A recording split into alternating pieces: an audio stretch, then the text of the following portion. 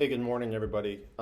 Mike Shea, glad to see everybody at the Expo down in West Palm. So I am back in Orlando, and I got some good feedback about the two 30 to 45 minute chats we did on YouTube and how YouTube impacts business brokerage and how you can use it. So I thought, since I know not everybody made it, I would kind of summarize what we talked about, put it into the private playlist, and then put it back on Chatter so those of you who did not get to go down to the seminar can watch. You're obviously not going to get some of the back and forth questions. I will try and anecdotally um, give you some feedback loop about questions that were asked and kind of fill in the gaps. So, the purpose of the two talks were about the use of YouTube and why it's important for agents and specifically offices to have a YouTube channel. So we started off by setting the context on who owns YouTube and where does YouTube stand in the lexicon of search engines. So first off, Google owns YouTube, and Google's the number one search engine. YouTube was bought several years ago. It's been around for 15 to 20 years. It primarily was a platform a long time ago for goofy videos.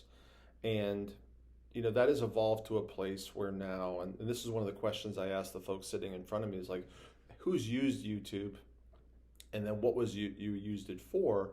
And across the board, people were responding with, I used it to ask, how do I fix a refrigerator?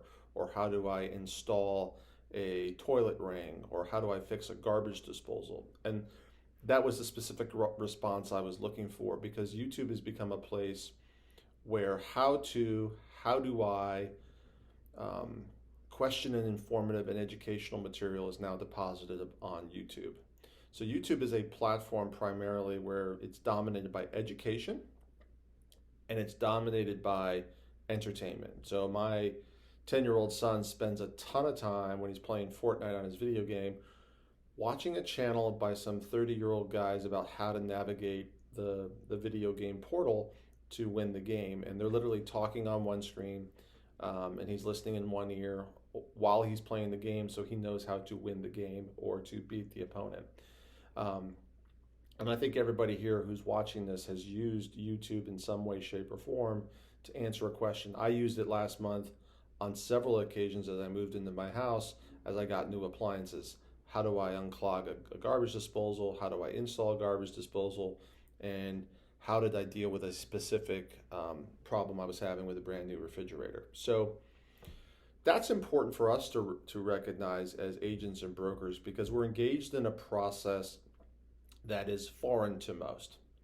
Now, there is a tendency on the part of people to kind of keep the secret sauce secret, but the reality is people know how to do things, and eventually it's going to be public data. And just because you know how to do it doesn't mean you will do it. There is real work associated with being a broker. Just because you know how to perform a recast statement doesn't mean that's the secret sauce. The secret sauce is the work and the ability to put the deal together and hold the deal together.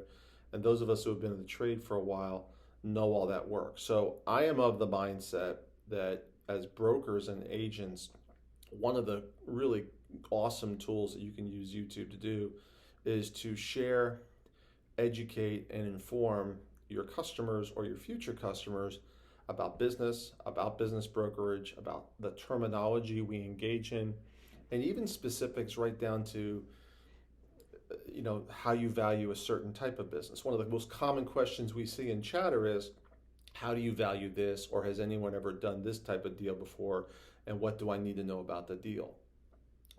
I always find that funny because it's right there in public data inside the business reference guide. But you guys are out there asking that question every day, and you're going to chatter because it's a perceived resource. What if you could just go to YouTube and get that answer?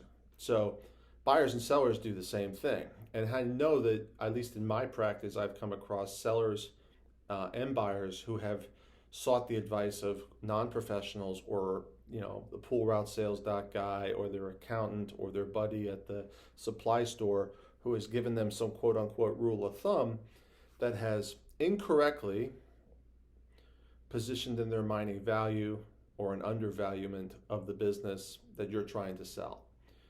So I believe that if you properly use YouTube, you can put that content with valuable information and shape the buyer and the seller to the marketplace you want to create. And I think you've heard me say that before. It's an old military term we used to use in the armor to shape battlefields and to shape what the behavior of our enemy or of our opponent. In the military, we used tactics and terrain and obstacles and smoke and deception to move an opponent in a direction.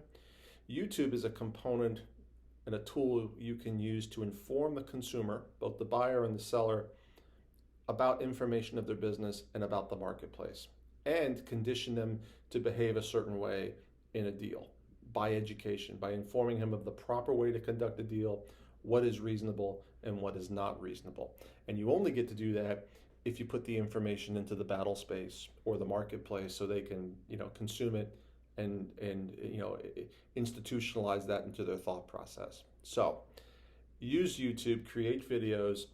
We'll get into later how do you create meta descriptions, but understand if you do nothing but have a Gmail account, which automatically gives you a YouTube account, do nothing more than what I'm doing right now, sitting at a desk and record information and have a conversation with yourself. Don't worry about whether you look good or whether the lighting's great. The information's what's more important, and your authenticity is more important than the production value. Put that into video and then load it onto your YouTube channel and then distribute it through your social media channels so that consumers who are searching on the various different platforms, by the way, they're going to search on Google, and Google's going to look at YouTube video content before it looks at Vidler or any of the other video platforms. Then you're able to bring them in, set the tone and the conditions to basically win the deal and get the deal done, because the buyer and the seller are going to behave correctly because they're educated about what is normative, right? So the second follow-on that we talked about was the reality that once you create the video itself doesn't stand on its own 2 feet. Although it has more SEO value, and Google is moving in a direction where voice and video is ranking organically on the front page of stuff now, because that's the way the consumer is drifting. And you see that in the phenomenon on Instagram and their evolution into Reels, or TikTok's evolution into the 1 minute, and of course YouTube's evolving into Shorts. And we talked a lot about Shorts at the seminar. Shorts are videos less than 1 minute and how you can apply that. And I think I'll do another video on Shorts. And I think there's already videos on my channel about Shorts. But realize once you create that YouTube video, it's tied to your Google My Business account. And I know when you go to training, corporate sets up a Google My Business account. When someone goes to the Transworld site and you've tagged your YouTube video to the location that on your Gmail G Suite account, it's automatically going to populate against that search. So what buyers and sellers are going to see, or people who are searching your business, is all the content linked to the geographic location of your business. And someone may search, hey, I want to buy a business, and you've run a video about how I buy a business, and then there's podcasts, and then there's written content, and then there's images you may have on social media platforms. All that's going to pour and pop up on the lexicon of the search, and the buyer and the consumer get to choose which type of content they consume, because consumers consume information in different formats. Some people like podcasts, some people like the written word, some people learn through video. What I believe is that convenience is more valuable, and the more and more we move to the easiest way to consume data, that's what the consumer is going to drift to, because they recognize inherently that their time is of value.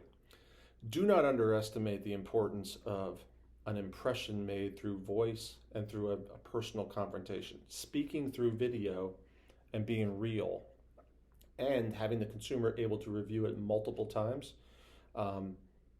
is a very useful tool. People like people, and that your video is the next best thing to your personal face when in a one-on-one meeting. They can go back time and time again and consume that data at their convenience. So I believe, and I think if you were at the conference, you heard Steve Nudelberg talk about it in his speech, that video and the convenience factor is going to be more and more important for consumers of all kinds. So, from a brokerage standpoint, it is super important that we lean forward in the saddle and be front leaning, recognizing how consumers are behaving, not expecting them to behave the way our industry has behaved or we behave or look at things, because the world isn't all 51-year-old white Irish Catholic males. There are going to be females, there are going to be Hispanics, there are going to be black, there are going to be Asian.